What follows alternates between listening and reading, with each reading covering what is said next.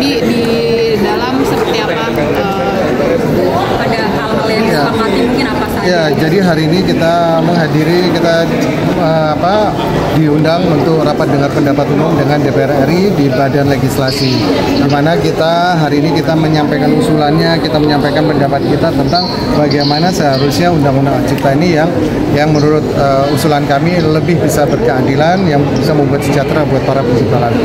Kita ada beberapa usulan dari pasal-pasal yang kita sampaikan, ada yang kita tambahin, ada yang perlu kita hilangkan, dan juga ada pasal-pasal yang mungkin harus kita tambahin.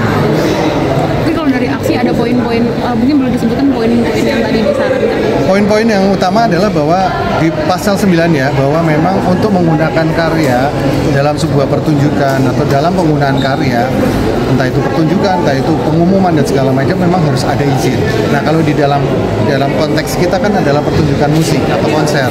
Nah, kita ingin untuk pertunjukan musik sebelum dimulai ada acara harus ada izin dulu, harus ada lisensi dulu. Loh, mekanismenya seperti apa? Itu nanti bisa kita atur, nanti bisa diatur di dalam pasal sendiri yang mengatur tentang bagaimana begini-begini. Nah, yang utama adalah kita mengusulkan dengan digitalisasi, karena selama ini yang dilakukan oleh LMKN itu masih belum digitalisasi, masih semuanya serba manual, masih nagih sana nagih sini, datang ke tempat acara.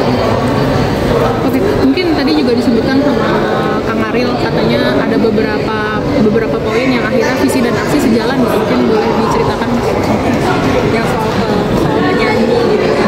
Nah, yang pertama mungkin soal penyanyi yang tidak membayar royalti. Sepakat untuk penyanyi tidak membayar royalti, tapi penyelenggara. Sebenarnya gini, kalau kita melihat itu mungkin berdasarkan dari Permenkum. Kan kita nggak mau kan, karena Permenkum kan sudah dirilis sama Menteri. Permenkum nomor 27 tahun 2025 yang menyatakan bahwa tanggung jawab untuk pembayaran royalti adalah pada penyelenggara. Kita sepakat, memang dari dulu seperti itu. Tapi cuman ketika terjadi tidak ada transparan dan tidak ada distribusi dari penyelenggara kepada LMK, masa pencipta nggak boleh nagih? Itu intinya kan begini, masa pencipta tidak boleh nagih kepada IO-nya udah bubar, IO-nya udah kabur, IO-nya udah nggak ada di tempat. Nah, kita nagihnya ke siapa? Ya penyanyi dong. Itu aja sih logika yang sangat simpel, sangat sederhana. Jadi itu yang mudah-mudahan bisa dipahami dan bisa dimengerti. Mungkin ini kalian Bang Bio sendiri berbeda jalan gitu dengan Fadli gitu. Ya. Kalian tetap kompak masih di panggung gitu. Oh iya, kita kan berteman udah 28 tahun. Kita udah berteman 28 tahun, jadi kita beda pemikiran, beda pandangan, beda pendapat itu memang udah hal yang biasa. Kita dalam satu keluarga aja kadang beda, kakak sama adik pikirannya beda-beda. Apalagi kita yang dalam satu band gitu. Berarti tetap tidak ada les atau apa ya, tetap satu panggung bareng-bareng. Ya, kita masih satu panggung bareng-bareng, kita bikin lagu bareng-bareng juga, kita rekaman bareng juga. Mas, ini kan menjelang akhir tahun kan udah banyak festival musik dan konser-konser gitu ya Mas. Mungkin sejauh ini untuk perizinannya itu seperti apa sih Mas? Kita dimortalisasi ya, moratorium.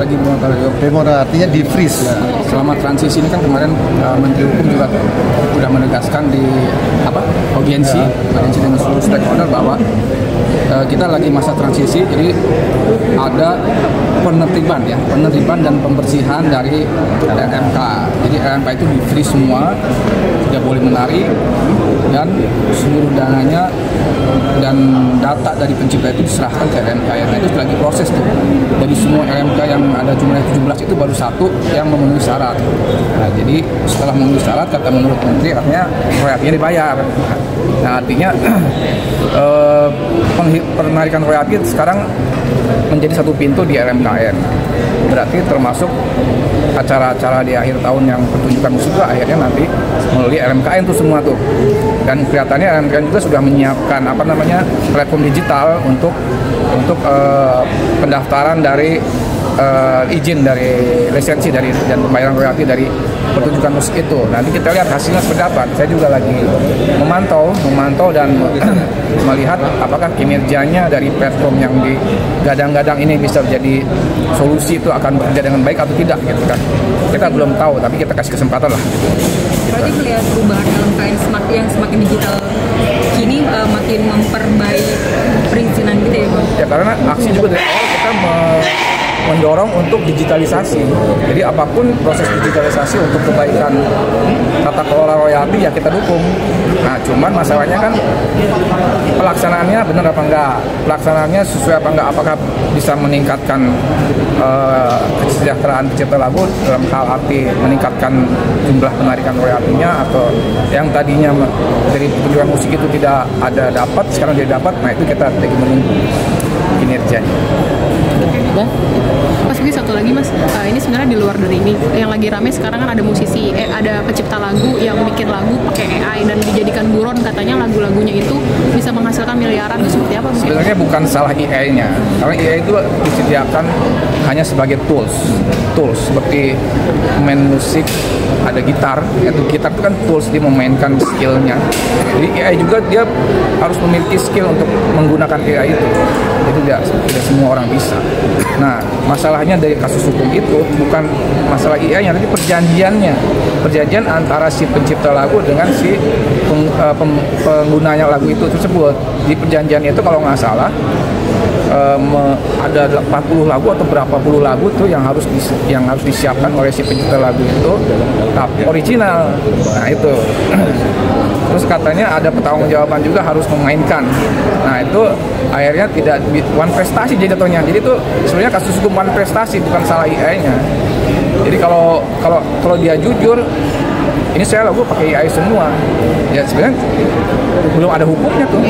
Orang pakai lagu AI sepenuhnya ini belum ada hukumnya, jadi bebas aja sebenarnya gitu. Atau dia pakai AI hanya sebagian, liriknya aja atau melodinya aja. Ya, sampai saat ini belum ada payung hukum yang meregulasi tentang AI, jadi itu sah-sah aja. Nah, yang kasus hukum itu artinya one prestasi di kontraknya itu. Tapi mungkin dari tanggapan Mas Ari sendiri, berarti mencipta AI itu sebagai perkembangan teknologi, apakah bisa menghancurkan dunia musik ke depannya atau seperti apa? Atau justru malah membantu? Sama halnya dengan seluruh teknologi ya, pasti ada dua mata pisau, yang satu akan positif, yang satu pasti negatif. Nah, tergantung dari si penggunanya ya kan. Kalau penggunanya bisa memanfaatkan itu untuk kreativitas dia semakin memudahkan atau membuat lebih hebat lagi kreasinya, ya itu bagus, positif. Tapi kalau ada yang memanfaatkan untuk hal yang buruk, ya itu negatif. Nah, itu artinya selama perkembangan teknologi pasti ada keseimbangan payung hukumnya yang harus kita buat gitu kan. Nah, ini di revisi juga kita singgung juga soal regulasi AI. Jadi mana yang harus kita lindungi, mana yang harus tidak.